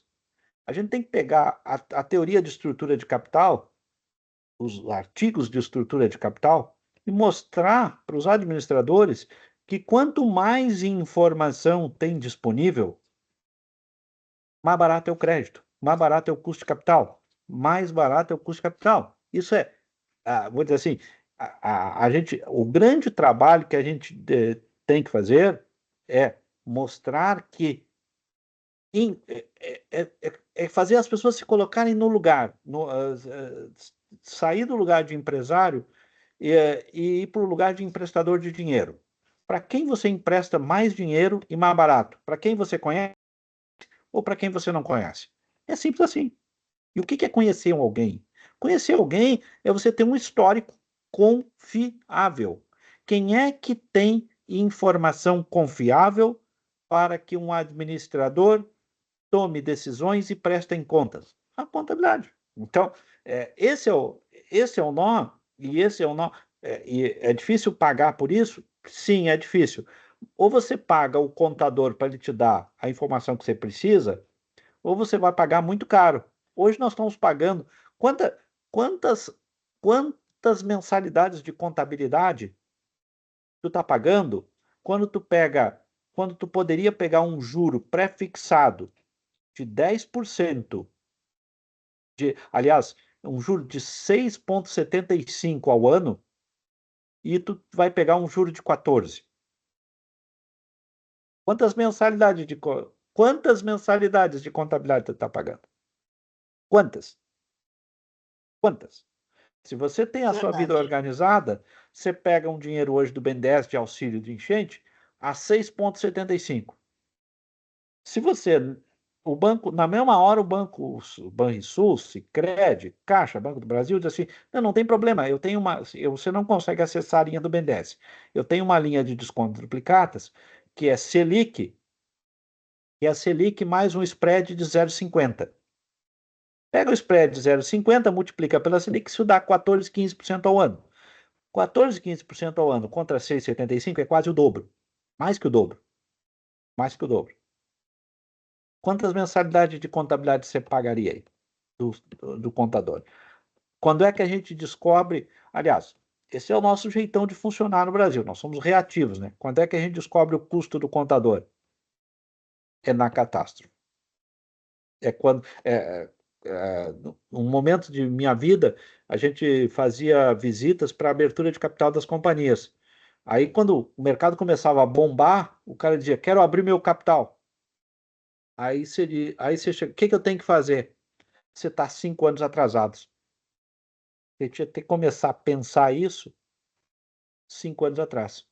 Aí você tinha que contratar uma auditoria, tirar os pepinos que você tem aqui de dentro, arrumar conselho de administração, reformar estatutos. Quanto tempo eu vou levar isso? Você vai levar uns 5 anos. Bom, 5 anos já fechou a janela de oportunidade do mercado. Aí quando você está com tudo pronto, não dá mais para você emitir ações. Mas, então, vou gastar dinheiro à toa? Sim, você vai gastar dinheiro à toa. Você tem que estar preparado para quando o mercado permitir que você emita papel, você emite papel. Ou então, aí quando a gente chega lá e diz, olha, dado que você é desorganizado, as companhias similares são negociadas a 8 EBITDA. Você vai ter, dada a sua desorganização, você vai ter que emitir o papel a 4 EBITDA. Não, você está querendo me roubar. Então tá. Esse é o custo. Que os olhos não vê, o coração não sente. Verdade. Beatriz. Olá, boa tarde. Professor, que bom ouvir tantas coisas boas de contador, né? Eu sou uma pessoa que vivo ao lado de vários contadores e vou te falar, tive muitos embates já. Eu trabalho com empresas em recuperação judicial e aí o que a gente mais vê é contabilidade com problema. O empresário realmente atua mais com o seu sexto sentido do que propriamente com os seus números, né, indicadores. Indicadores hoje, eu diria que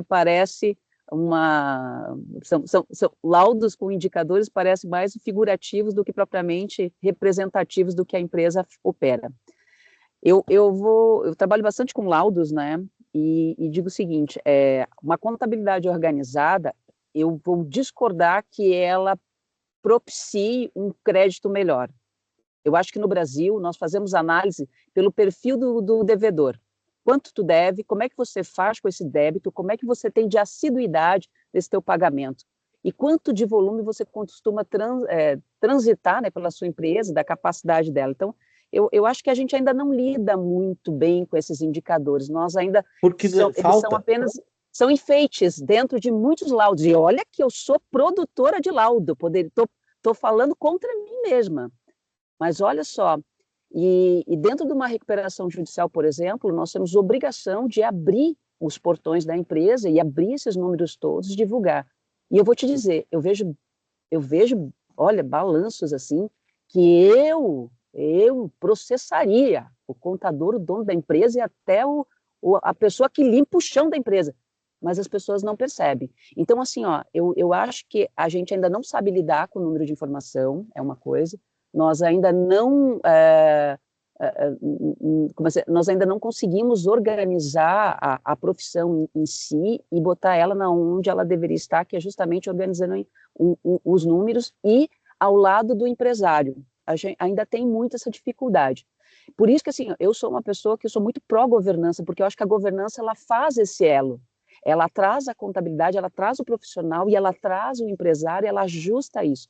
E trabalho com empresas de pequeno porte que a gente já aplica alguma coisa. Aplicar toda a governança é impossível, mas algumas coisas, sim, que trazem o feeling para ajustar essa gestão em si, né? Então, assim, de fato, o contador é importante, os controles são melhores ainda, mas a gente não sabe lidar com eles. Os perfis ou a forma de que a gente analisa crédito no Brasil não é pelos números que a gente apresenta.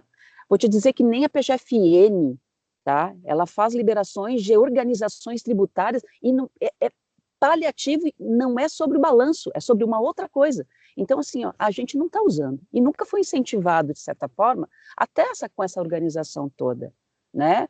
Então, é uma luta constante, né? Agora, eu vou lhe fazer uma outra pergunta, porque no meio, eu fiz, não vou lhe deixar, nem vou perguntar a respeito disso, mas assim, ó, o meu foco agora é assim, ó, nós estamos num momento que é uma tragédia. Nós estamos num estado, não é reconstruir uma cidade, uma indústria, não, é reconstruir um estado inteiro, né, organizá-lo. E aí, quando a gente fala assim que vai liberar crédito mediante essa organização documental, eu só vou privilegiar empresas de porte médio para cima. Aí nós vamos ter, olha, eu tenho receio que a concentração dessas linhas de crédito se dê para empresas que nem precisem delas, sinceramente. E aí a gente vai concentrar poder, né? Talvez, não quero nem dizer, mas assim, ó, transformar o Rio Grande do Sul, que tem um mix tão grande de empresas familiares, num conglomerado de empresas que estão de porte maiores, que serão, daqui a pouco, até, digamos assim, as ditadoras do mercado local. Não sei ao certo, como é que tu pensa a respeito disso? Deixa eu dividir em dois pedaços. Obrigado pelas suas observações. A primeira observação, eu concordo inteiramente.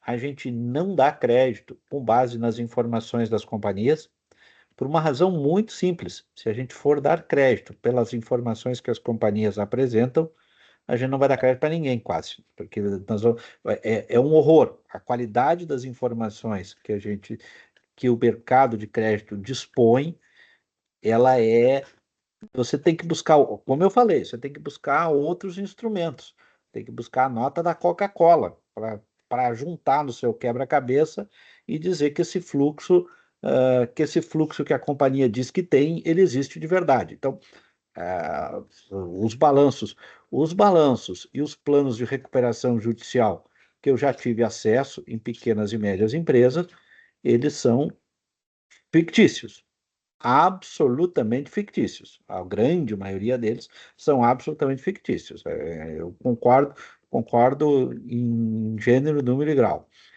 com o que a senhora pondera. A gente precisa melhorar muito a qualidade da informação, porque e aí há uma discussão, e eu já participei dessa discussão num grupo de trabalho do Banco Central, alguns anos atrás, que tinha uma revolta institucional sobre o tamanho do spread bancário. O spread bancário no Brasil, ele é altíssimo, é um dos mais altos do mundo, por 3 ou 4 razões claras. Primeiro, concentração. 5, 6 bancos no Brasil movimentam 99% dos ativos. Você tem uma concentração bancária no Brasil absurda. E o Banco Central, inclusive, incentiva isso. Incentiva porque é mais fácil do Banco Central controlar. É mais fácil dele controlar. A segunda coisa, uma operação de crédito tem 5 impostos diferentes.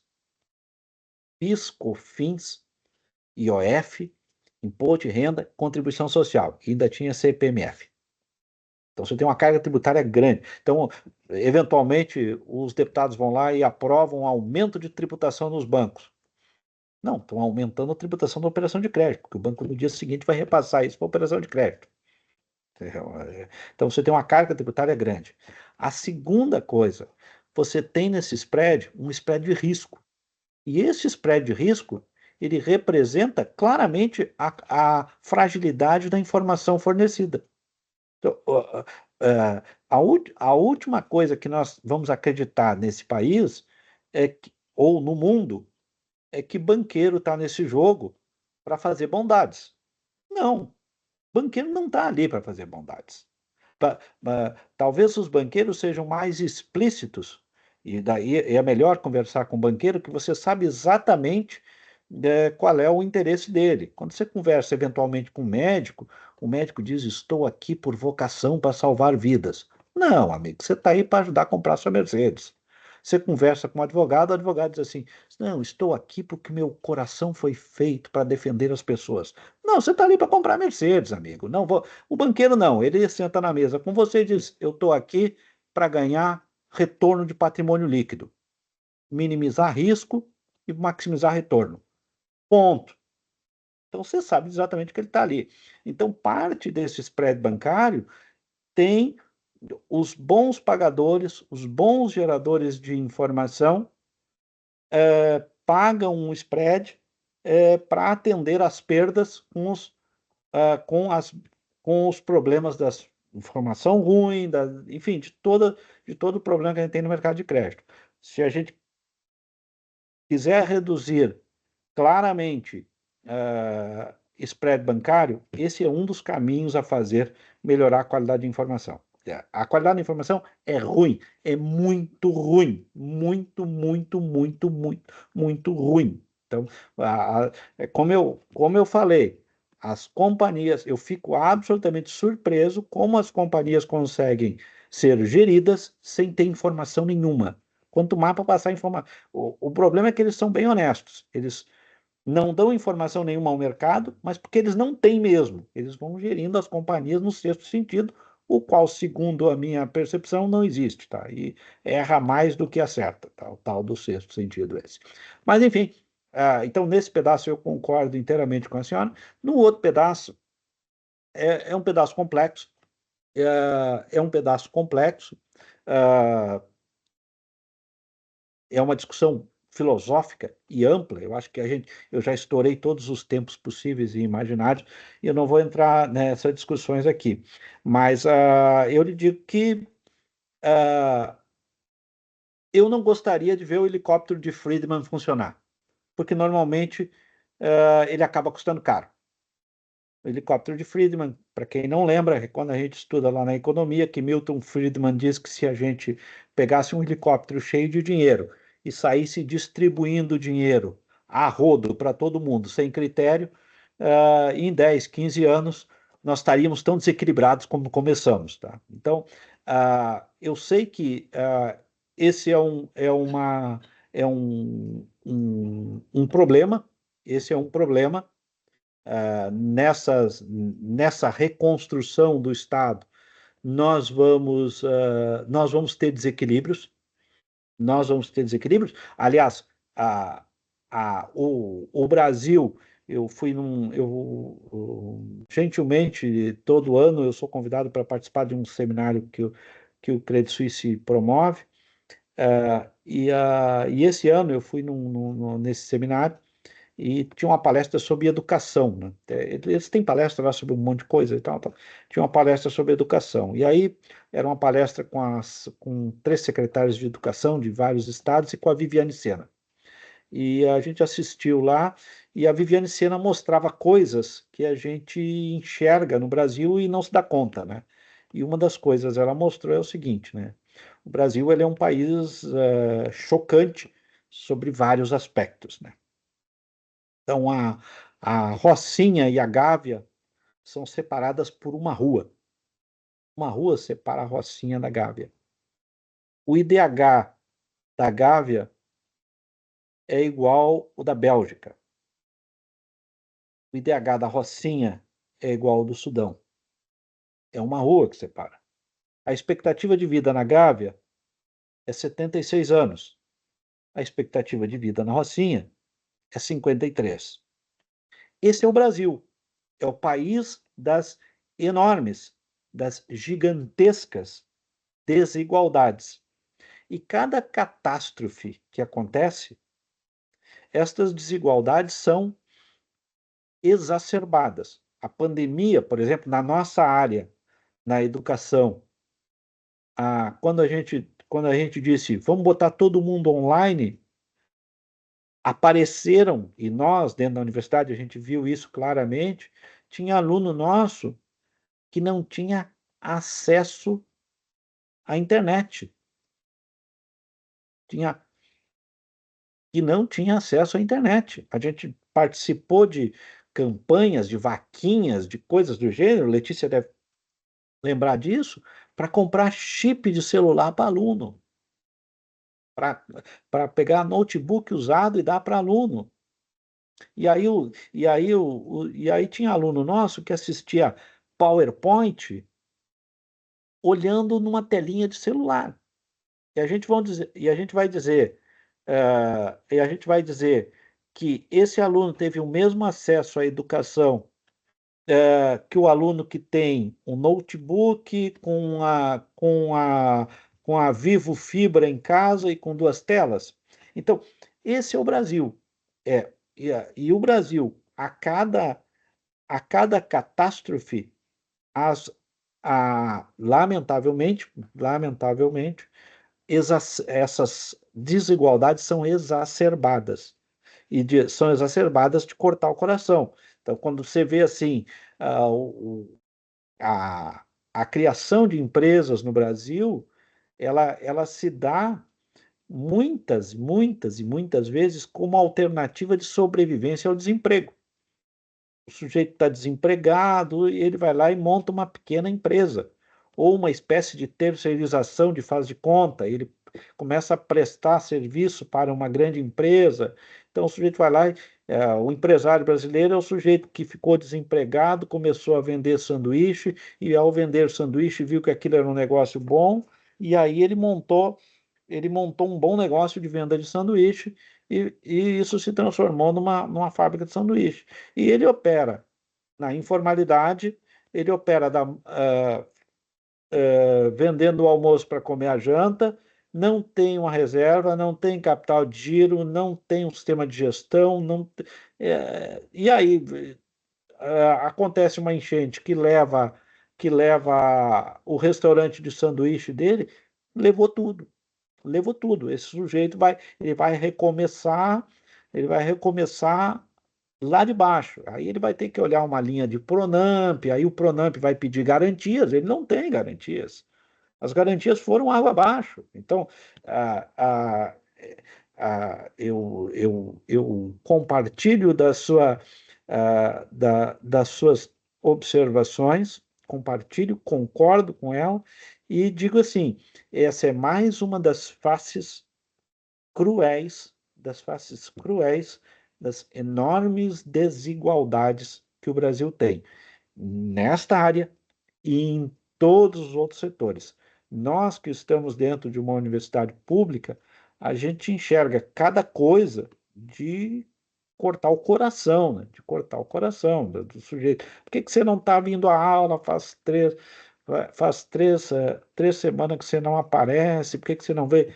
Não, eu moro em Viamão, professora, e minha mãe ficou desempregada, eu perdi o estágio e não tinha dinheiro da passagem.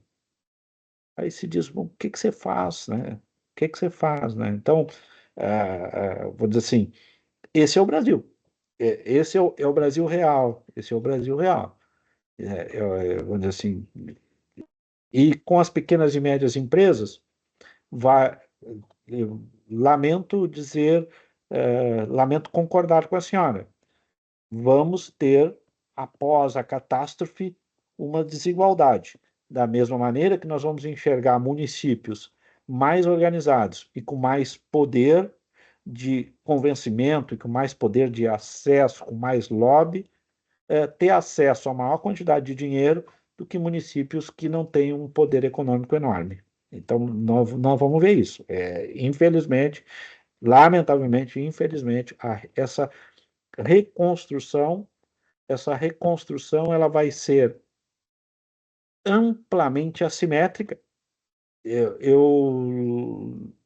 Não mate, por favor, o mensageiro, por favor, não me queira mal por isso, mas, enfim, é olhar para a realidade como ela é, né? Então, essa reconstrução será amplamente assimétrica em termos de municípios atingidos, em termos de, se você imaginar, por exemplo, o poder de lobby de Gramado com o poder de lobby de Mussum, né? Enfim, perdão pela excesso de sinceridade. Eu acho que já encaminhando o nosso final aqui, e acho que essa simetria ela é justamente o que nos motiva aqui a sentar, estudar e tentar promover algumas iniciativas para tentar minimizar um pouquinho dessa simetria, né?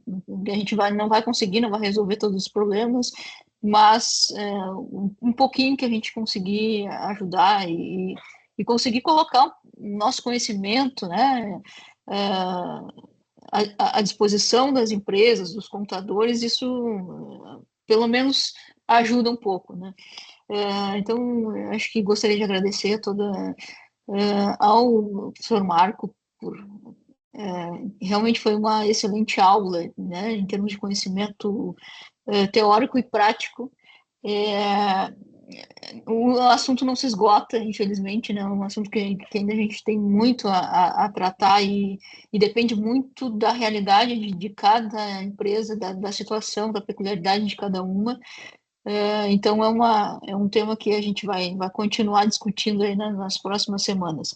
Então, queria agradecer também a equipe que está comigo aqui no projeto de extensão, né? É uma iniciativa totalmente voluntária, então todo mundo está se dedicando seu tempo ali para ajudar de alguma forma.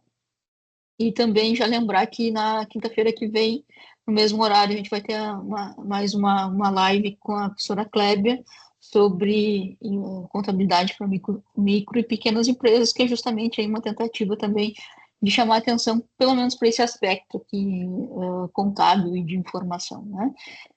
Tá certo? Muito obrigada a todos e até a próxima. Obrigada, professor Marco. Não sei se gostaria de agradeço considerações finais aí. Agradeço e demais o convite. Fico sempre à disposição do grupo de trabalho, quando quiserem me ouvir, quando quiserem trocar uma ideia, compartilhar ideias, estou sempre à disposição. E dizer que nós acreditamos nisso, todos nós acreditamos nisso, que a única maneira de resolver essa assimetria de desigualdades do Brasil é pelo conhecimento. Talvez todos nós acreditamos demais no trabalho de um professor, porque a gente sabe que do sujeito que escreve um pequeno bilhete ao sujeito que ganha um prêmio Nobel, tem sempre um professor. Tem sempre um professor.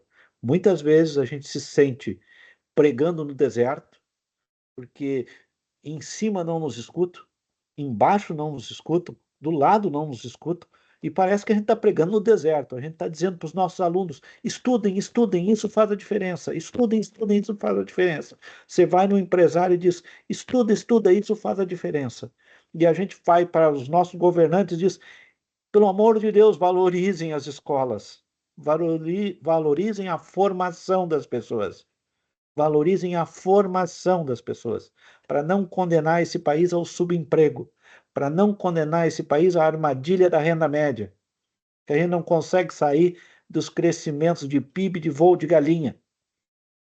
E a gente, todo mundo sabe, eu imagino que todo mundo saiba como é que uma galinha voa, né? Então, hoje em dia, né, as pessoas só conhecem galinha porque coxa sobre coxa, né, que está no supermercado e tal, mas a galinha voa abaixo e depois se esborracha, né? Então, nós somos condenados à armadilha da renda média, porque a gente não investe em educação, porque não investe, é um inferno esse país, entendeu? A gente não valoriza educação. E ainda a cada prêmio Nobel que morre, é por isso que eu digo que está quase na hora, eu digo para a Letícia o tempo inteiro, né, que está quase na hora de eu morrer, né, porque a cada prêmio Nobel que morre, nasce 5 influencers, né, dizendo asneira o tempo inteiro, tá entendendo? Então, né, para cada prêmio Nobel que morre, nasce 5 influencers. Então, Eu li aqui no Estadão dessa semana que dizendo que a grande parte dos jovens sonham em serem influencers, que é para ganhar dinheiro rápido sem precisar estudar muito. Meu Deus, se nós ficarmos nisso, com o apoio que tem do governo, da educação, bom, estamos condenados à renda média, não tem jeito, né? Então, tá bem, Letícia, muito obrigado pela gentileza em me convidar para participar desse grupo tão seleto aí de estudiosos na área de governança. Sempre que achar que eu possa contribuir, sempre que achar que eu possa, você sabe que trabalhamos juntos e trabalhamos pela mesma causa o tempo inteiro, tá bem? Muito obrigado, Exatamente. então, a vocês, obrigado pela paciência. É honra nossa. Muito obrigada, pessoal. E até a semana que vem. Boa noite a todos. Uma boa noite. Obrigada. Tchau, Tchau, tchau. Tchau, tchau. tchau. Boa noite. Tchau.